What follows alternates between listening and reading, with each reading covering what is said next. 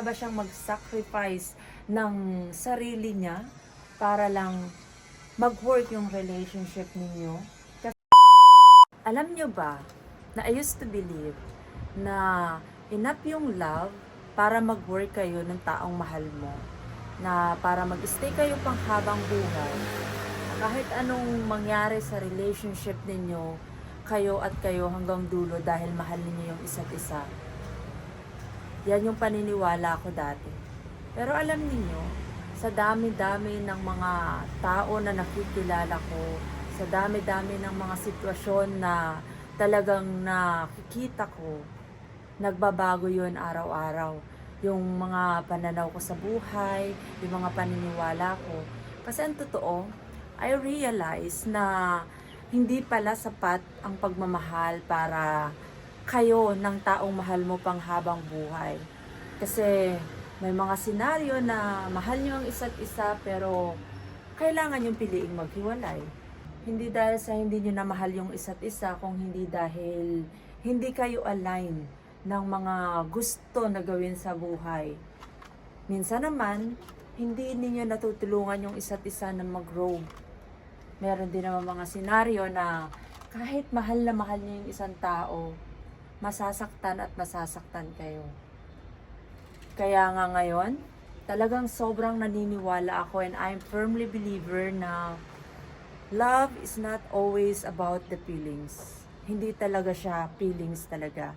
Kasi kung tutuusin, kung magbe-base tayo na ang pagmamahal ay isang feelings na mararamdaman mo na, masaya siyang kasama, ay napapasaya ka niya, ay sobrang supportive niya, kaya mahal na mahal ko siya. I don't think na talagang yun lang yung pwede mong maging basis ng pagmamahal. Naniniwala ako na love is everything. Sacrifices and choices.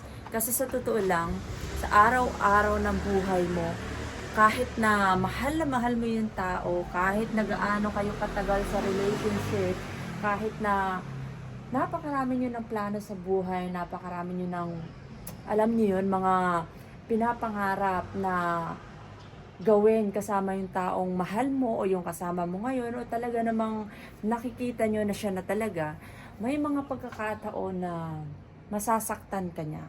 May mga pagkakataon na masasaktan mo siya. Kahit hindi naman talaga sinasadya, kasi hindi sa wala kang pakialam sa kanya or sinadya mo yon, kung hindi dahil sa talagang kailangan mong tanggapin na magkaiba kayo. Iba kayo ng pananaw sa buhay, magkaiba kayo ng mga, alam niyo, paniniwala sa bawat pangyayari, bawat sitwasyon, ganon. Kaya, naniniwala ako na love is a choice talaga. Kasi, hindi lang ito feelings Kasi hindi mo alam kung hanggang saan or kung hanggang kailan mo mararamdaman yung feelings na mahal mo o masaya ka dun sa tao na yun. Tapos, pipiliin mo pa rin ba yung sitwasyon na yun? Na parang, kasi may mga araw na kahit pa mahal na mahal mo yung tao, may araw na parang hindi siya nakakatuwa, hindi nakakagana na i-deal yung mga bad sides niya, ganyan. Tapos hindi naman lahat ng araw na kasama mo siya is palaging masaya. Aminin natin, sa lahat ng pagkakataon, meron at meron talagang mga hindi kaaya-ayang araw doon sa relationship na meron kayo. At aminin man natin na minsan kapag tayo nasa isang relationship, ang ginagawa nating mundo ay yung taong mahal natin, kasi nandun na lang tayo sa comfort zone na yun. Minsan nakakalimutan na natin mangarap ng sariling atin kasi lagi natin kinukonsider yung sa inyo. Kaya may mga tao talaga, may mga relationship talaga na kahit na mahal nila yung isa't isa, they choose to separate ways kasi nga may nagbabago.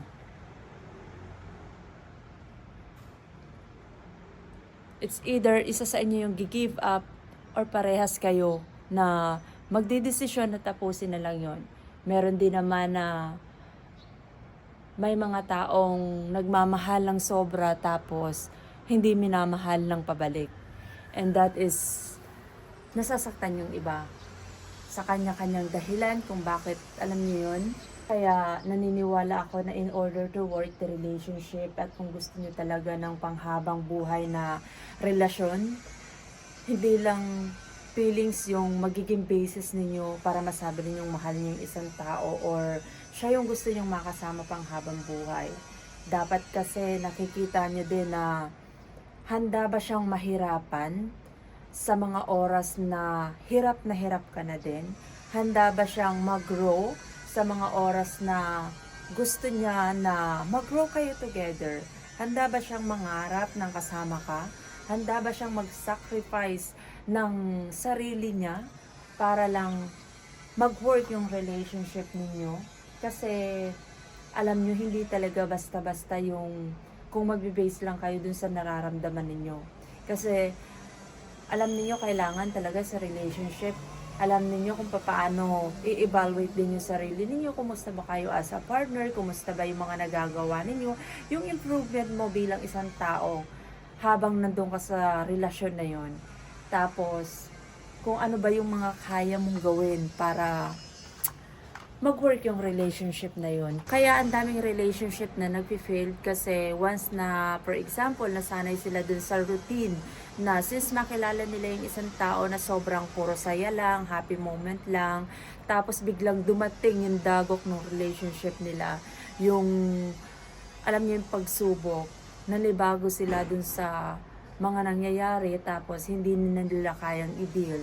Pinipili nilang i-give up at saka nag-iiba yung pananaw nila na instead na i-work nila yung mga problema is tinatawag nila itong toxic and they are not willing to grow with you.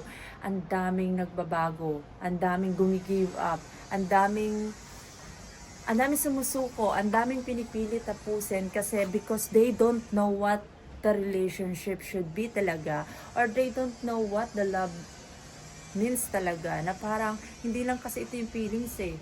Ang dami mo kasing kailangan talagang isakripisyo. And love is really a decision. And relationship should have a respect for both, for each other. And you also have to learn how to dream and build a life with your partner. Kaya kayo pag magmamahal kayo, piliin niyo yung tao na willing kayong samahan sa lahat ng hirap. Yung handang irespeto yung nararamdaman nyo, hindi lang yung nararamdaman niya. At handa kayong mahalin sa mga kahit hindi na kamahal-mahal na araw. Handa kayong samahan sa pinaka-lowest point ng buhay niyo. Kasi that's how love works. That's how relationship works. Kasi pag alam ninyo kung paano harapin ng magkasama yung mga bagay na ang hirap ng ipaglaban, yung mga simpleng problema na darating pa sa inyo para magiging basic na lang yun. Yun lang naman, na-share ko lang naman yung thought ko. Medyo makulimlim kasi and I have a lot of things in my head